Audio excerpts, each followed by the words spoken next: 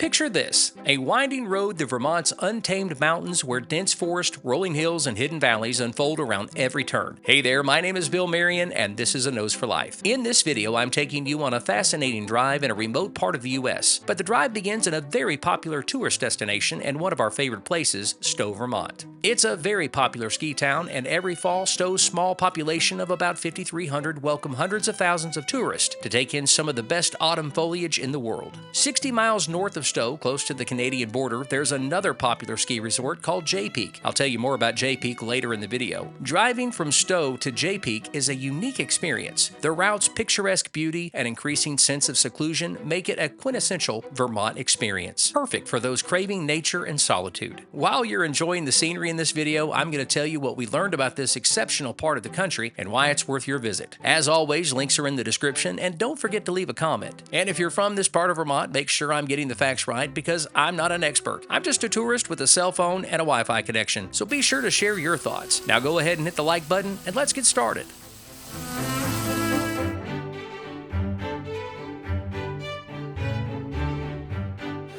For many people, Stowe, Vermont is emblematic of New England. Like I just mentioned in the intro, Stowe is a ski town, but there's lots of shopping, amazing lodging, and people visit from all over the world just to see these historic covered bridges. Thanks to my wife Carolyn, I think we visited every single covered bridge in Vermont and probably most of the covered bridges in New England. This one is Gold Brook Covered Bridge, built by John W. Smith back in 1844. It's the oldest covered bridge in Stowe. But the centerpiece of this vacation destination is Mount Mansfield. At 4,393 feet, it's Vermont's highest peak, and it's also Vermont's most prominent peak, making it the defining feature of Vermont's Green Mountains. Mount Mansfield, along with the rest of the state of Vermont, is a skier's paradise. But beyond fall and winter, the mountain attracts hikers and climbers to historic trails like the Long Trail, built between 1910 and 1930. This historic trail inspired the world-famous Appalachian Trail, and it's the oldest long-distance hiking trail in the U.S. Mount Mansfield's prominence, coupled with Stowe's vibrant tourist scene, makes Mount Mansfield a year-round destination. One of our favorite experiences here is driving on the scenic Highway 108 across Smuggler's Notch. It's unforgettable. But what a lot of tourists may miss is that one of the best drives in Vermont is from Stowe to the edge of the northeastern kingdom.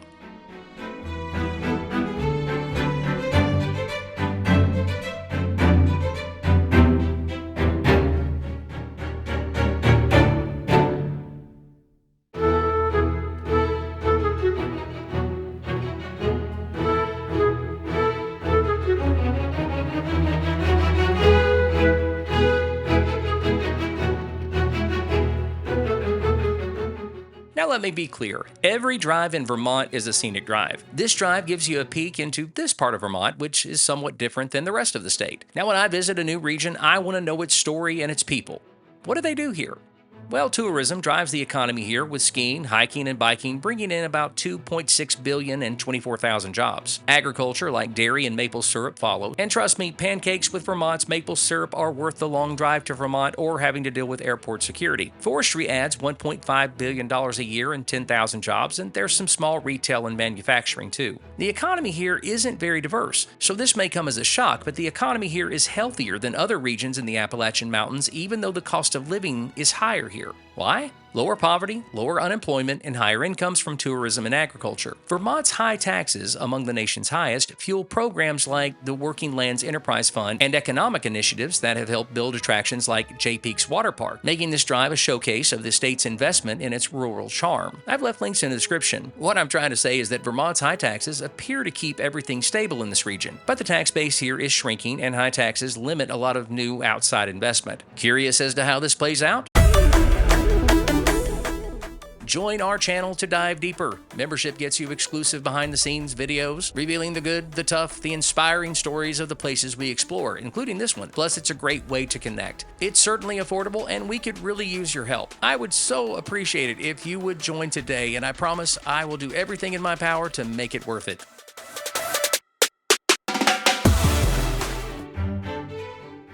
Now, I'm sure locals will laugh about this, but I imagine for out-of-state tourists, especially when visiting in the winter, you would probably want to make sure you have a full tank of gas and whatever else you need before you get started. Gas stations are few and far between. Carol and I have two different cell phone providers, and we both lost cell service through here. But cell service all over the state of Vermont can be unreliable because of the terrain and low population density. Now, don't get me wrong about this region. It's not as remote here as it is in some of the places we visit, like Monongahela National Forest in West Virginia. If you watch a lot of our videos, you know that we love this part of West Virginia, and we've made a lot of videos there. We're heading back this September.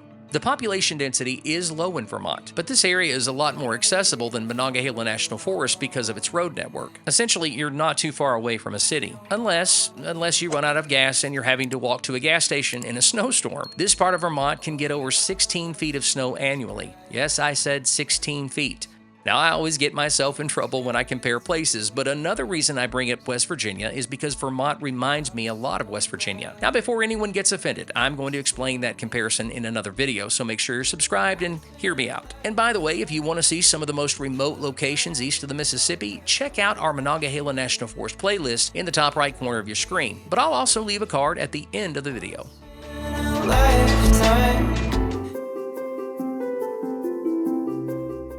Just a few miles after turning onto Route 242, you enter Orleans County and Vermont's Northeast Kingdom, which must be the coolest name ever given to a region. The kingdom is comprised of 3 counties: Essex, Orleans, and Caledonia. That awesome name, Northeast Kingdom, was coined back in 1949 by George D. Aiken, who was the governor at the time. They're sitting on a gold mine with that name. It's the coolest name ever. The Northeast Kingdom is often described as Vermont's wildest and most independent region. And if you love trees like we do, 80% of its 2,000 square miles is covered by dense forest. It's one of the best destinations for people who love being outdoors and enjoy all 4 seasons. Where I live, there are only 2 seasons, hot and hotter.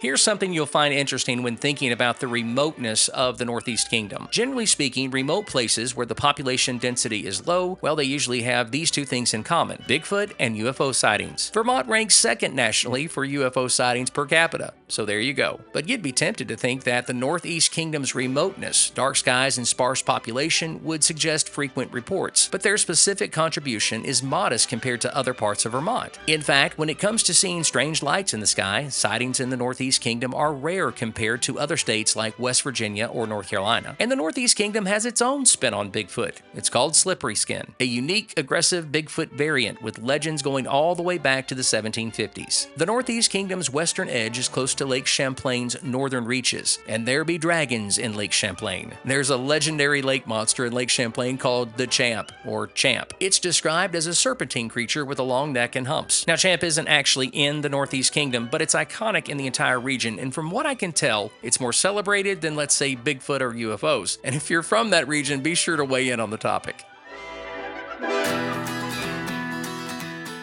Speaking of Lake Champlain, it's a part of the reason Jay Peak is renowned for receiving the most snowfall in the eastern U.S. Jay Peak averages around 30 feet of snow annually, thanks to a microclimate phenomenon known as the Jay Cloud. The Jay Cloud delivers consistent and abundant snow, often when other nearby resorts see less accumulation. Snow conditions rival many western U.S. ski resorts. Now, this video isn't sponsored by Jay Peak, but if you love skiing, Jay Peak must be on your bucket list, as it's one of the best ski resorts in the U.S., and it's home to Vermont's only aerial tramway, which is really cool, and that's reason enough for me to visit. But even if you don't ski, Jay Peak is an affordable big mountain experience without sacrificing quality. The resort offers guided snowmobile tours, which is a great reason to go back in the winter, and a year-round indoor water park, an indoor ice skating arena, a climbing gym, a championship golf course, a Nordic center, and there's a lot more. The list really goes on and on. Jay Peak is really interesting to me because I think people in the southern Appalachians where we live would really appreciate the vibe up here. Jay Peak has a strong mountain culture embraced by both its staff and its guests. Be sure to check out the links in the description for Jay Peak because it's a really fascinating place.